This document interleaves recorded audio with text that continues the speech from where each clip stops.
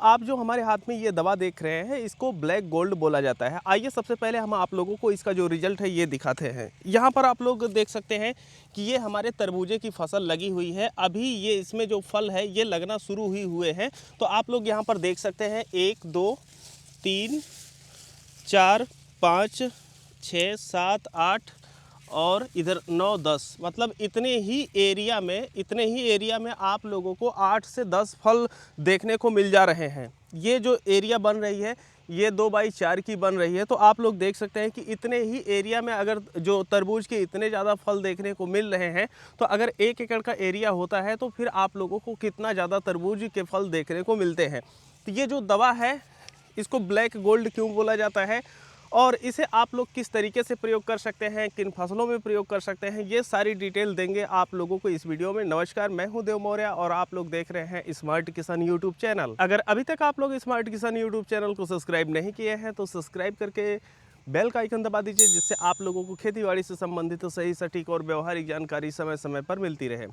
किसान भाइयों, ये जो आप लोग हमारे हाथ में दवा देख रहे हैं ये है नाइट्रोबेंजीन 30%। और ये जो दवा आती है यह 20%, 30% और 40% में ये दवा आती है। तो ये जो दवा है ये किस तरीके से काम करती है जब आप अपनी फसलों पे इसका स्प्रे करते हैं। तो देखिए, जब इसको आप लोग अपनी फसलों में स्प्रे करते हैं तो एक इसको इस तरीके से आप लोग समझ सकते हैं कि एक हार्मोन्स टाइप का है। तो जब ये फसलों पे स्प्रे किया जाता है तो जो आपके फसलों की जो बढ़वार होती है यह बहुत अच्छे से होती है और ख़ास तौर पे इसे जो फूल और फल होते हैं इनकी संख्या बढ़ाने के लिए प्रयोग किया जाता है।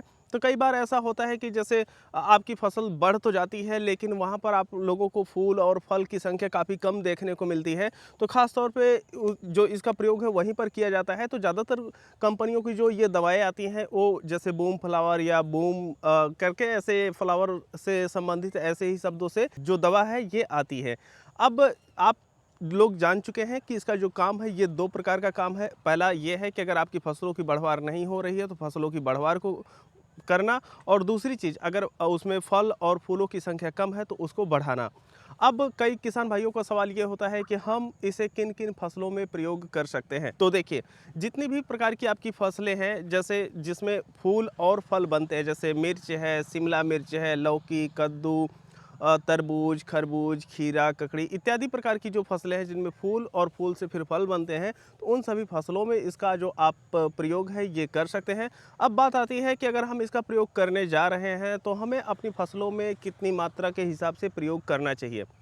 देखिए, ये जो दवा आती है ये 20%, 30% और 40% में आती है। तो हमारे पास मौके पे जो दवा है ये है 30%। तो जो हमको इसका स्प्रे करना चाहिए, पहला स्प्रे ये 20 ml प्रति 15 लीटर मिला करके अपनी फसलों में प्रयोग करना चाहिए। अब कई किसान भाइयों का एक सवाल ये भी होगा कि ये जो दवा है इसको हम किसी अन्य दवा के साथ भी मिला करके क्या दे सकते हैं। तो देखिए, उत्तर है हाँ, आप दे सकते हैं। जैसे जब भी आप अपनी फसलों में स्प्रे करने जाते हैं तो एनपीके का स्प्रे करना हुआ या आप लोग किसी टॉनिक का स्प्रे कर रहे हैं तो उसके साथ इस दवा को आप लोग मिला करके स्प्रे कर सकते हैं और जो इसका रिजल्ट रहेगा आप लोगों को बेहतरीन मिलने वाला है। तो हम अपने तरबूज की जो फसल है इसमें एक स्प्रे कर चुके हैं, दूसरा स्प्रे हम इसमें फिर करने जा रहे हैं।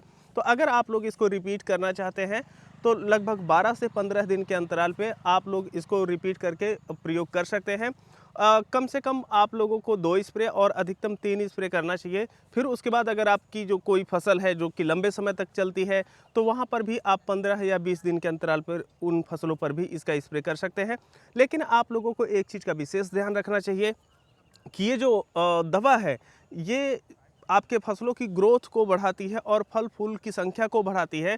तो अगर आप लोग जो उसमें बेसल डोज जो फर्टिलाइज़र दिए जाते हैं, चाहे आप जैविक तरीके से कर रहे हो या रासायनिक तरीके से कर रहे हो, तो अगर उसमें आपकी मिट्टी में पर्याप्त ताकत नहीं रहेगी तो उसमें जो फल लगेंगे ये छोटे लगेंगे। तो अगर आप लोग इस दवा का प्रयोग कर रहे हैं और चाहते हैं कि आप लोगों को बेहतरीन रिजल्ट मिले तो आप लोग भरपूर मात्रा में अपने खेतों में ताकत बना करके रखेंगे तो फलों की संख्या बढ़ाने के साथ साथ जो उनकी साइज आएगी वो भी बेहतर आएगी।